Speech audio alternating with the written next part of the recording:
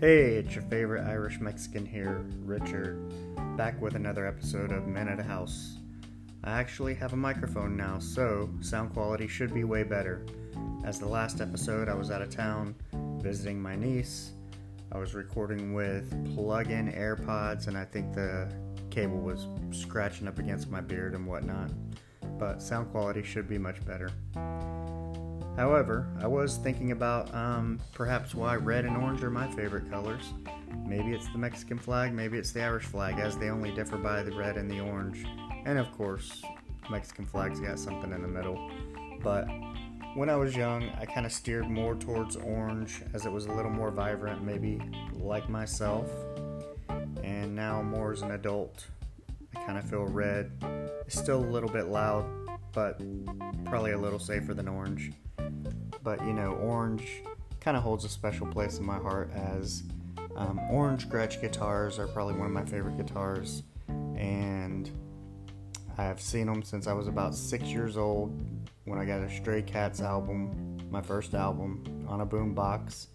And Brian Setzer from the Stray Cats, or Brian Setzer Orchestra, does play an orange Gretsch. Also, Reverend Horton Heat out of Dallas, Texas. He plays an orange Gretsch. Love their music as well. So maybe that's my fascination with orange and red. But I'm just kind of hanging out this weekend. Got a little time to record. The mom, the wife, daughter's niece all went on a kind of end of the summer vacation. So I got a little time alone. Got the house to myself. However, I do have 2 dogs to take care of. One's a young Maltipoo, and the other one's a 17-year-old rat terrier who's on his last leg, literally. He almost has to be picked up and taken outside, or kind of helped up off the tile floors because he slides a little bit. But yeah, he's getting on up there. But we're gonna let him do his thing till it's that time. Hopefully it's natural. But kind of being at home on the weekend isn't as exciting as it sounds. When you're my age, it's kind of the highlight of the weekend will be sleeping without somebody kicking me in the back all night, or getting to watch TV, getting to watch a little bit what I want. Probably won't be cooking much. Not that I can't cook, just a little lazy at times. Don't like to clean that much. But also, it's kind of one of those things to where every once in a while I think you want a little break, you want a little time away. It's going to be great for them to bond, have some girl time.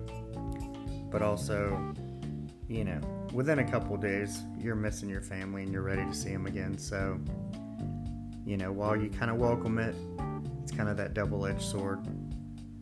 But if anything, absence makes the heart grow fonder. So, I'll take it. And school's starting soon, so it's good for them to go out, have a little fun, go shopping in other places, see what kind of school clothes they can find. All those kinds of things that girls like to do. But last week, ending up my trip out of town visiting my niece, I actually got food poisoning, which sucked. I've often wondered, the couple times I've had it, it's never while you're at home. It's always when you're elsewhere, when you don't have your own bed, your own bathroom, your own digs, and you're kind of left stuck elsewhere with, diarrhea, the chills, fever, vomiting, whatever it is. But it's pretty much a nightmare. But I'm starting to get back to normal. It's been roughly about a week. I probably got back to normal after about 5 days. Lots of hydration, just kind of sorting the stomach out, taking some greens, taking some probiotics, different things like that. So But yeah, the highlight of my weekend will probably be watching the UFC fights tonight, just hanging out. Maybe get another good night of sleep. Go back out for some deliveries tomorrow while it's cool in the morning, as I did this morning. I've been trying to drive early in the morning or late in the evening when it's much cooler, as I think that driving in the hottest part of the day for too long really impacts the car. I mean, it's running since it got out of the shop, but it did kind of have a little irk and jerk here and there, so wasn't great. But it went back to the shop for a couple of days. They drove it 92 miles. Couldn't recreate the problem, so just kind of had to take it back as is and wait till it has a problem again. But I'm kind of handling it with kid gloves in terms of when I drive it, how much I drive it, taking breaks here and there. So, but as long as, I'm able to make some money and listen to some podcasts, have some fun, then it's all good.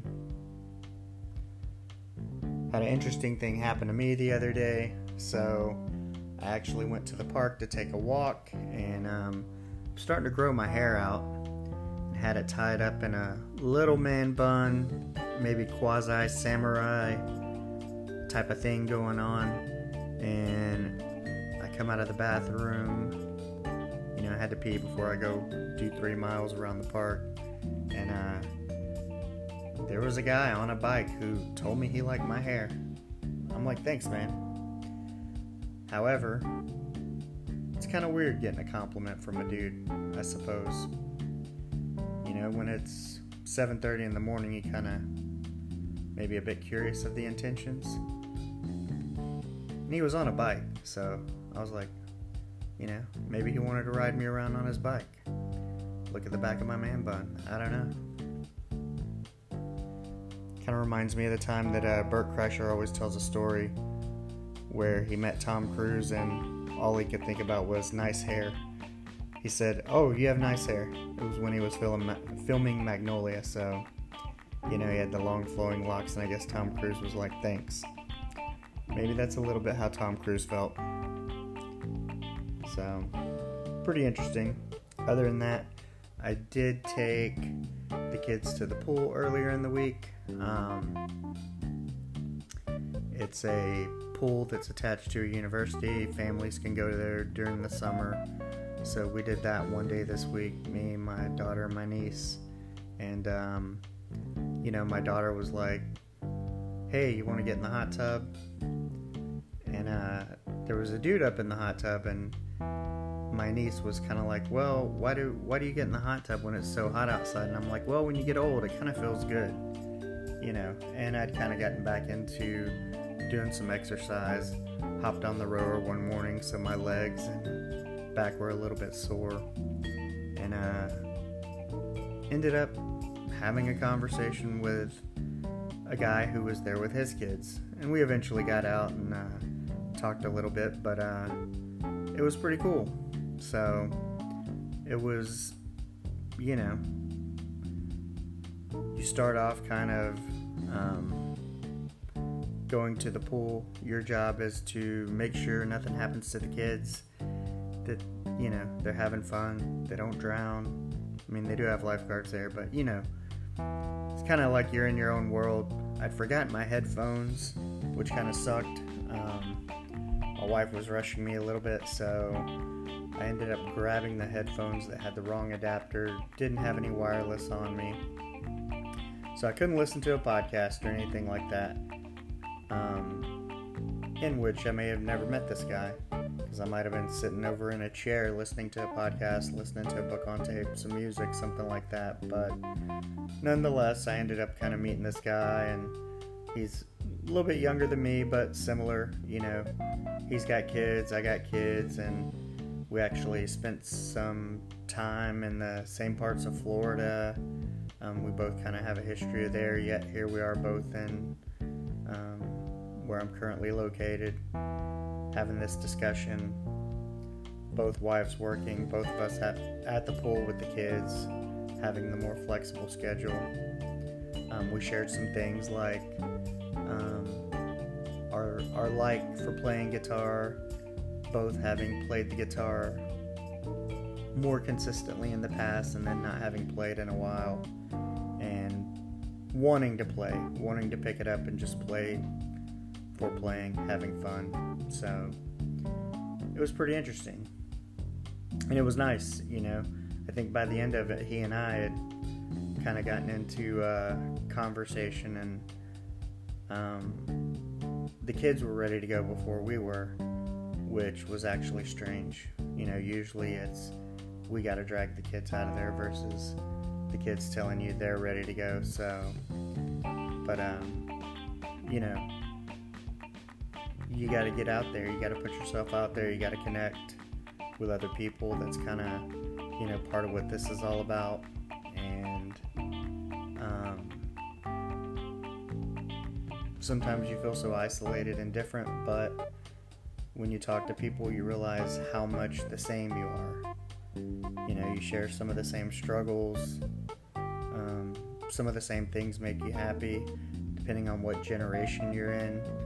You share some of that stuff too, like maybe some of your views because of the way things were versus the way things are now. Growing up in some of the same places during the same times. It's pretty interesting, so shout out to that guy. Anywho, for some Uber stories, kind of let's go for some broke dick. Remember, that's anyone who sucks personally and professionally at everything they do. So this week, I actually had to go to the mall to pick up an Uber order, which, that's already a thing. They do have kind of designated parking now, which makes it a little bit easier, but it's still a pain to get out, go in, go to the food court, depending on how your mall's laid out, or a standalone restaurant, grab the food, back out, all that. So kind of my issue, what makes this a broke dick situation, was this place, I had 4 drinks and they had no drink carriers. I mean, come on, what's that all about? So, trying to walk out of there with maybe like a bag or 2 of food plus 4 drinks, it was going to be quite a trek. So the guy ends up going, and it was a Chinese food restaurant. He grabs a box of soy sauce packets from the back, dumps them into whatever bin that they use to hand them out from under the counter, and gives me a box that used to hold soy sauce for the 4 drinks. Of course, it doesn't hold them in place nice. The 4 drinks only take up like half the box, so had to be super duper careful on the ride. It was a bit awkward. I tried not to overfill the drinks for that reason, but then you just kind of feel like an ass delivering it to the person and having to explain to them why it's in a soy sauce box and not an actual drink courier, and apologize that it possibly spilled a little due to that. So yeah. Also, while I was out of town, my wife and my daughter got new phones, and they kind of switched carriers, so to get the deal, you know how that is. But yeah, I guess when they were in the store, the person at the store was supposed to set it up, and of course they charge you $30 for it, and the setup was complete garbage. I basically had to call FaceTime one day, go through all the settings on my phone and kind of have it, mirror their phones, because they were completely jacked up. They locked themselves out, had to change the password, which impacted my daughter's iPad because we were out of town, and that whole iCloud connectivity thing, everything's connected. So yeah, it was a hot mess for a few days, but the fact that they charge you $30 and then it's garbage is just kind of the icing on the cake. And I'm setting it up and my mom's like, well, maybe you should go work at Verizon. I'm like, yeah, I think I found my calling. Wah, wah. I don't think so. Not interested in selling phone plans. I'm sure I could set up phones for people way better than they did, but it's just kind of an ongoing theme of a lot of people just kind of half-ass their jobs is what I see in the places that I go, at least.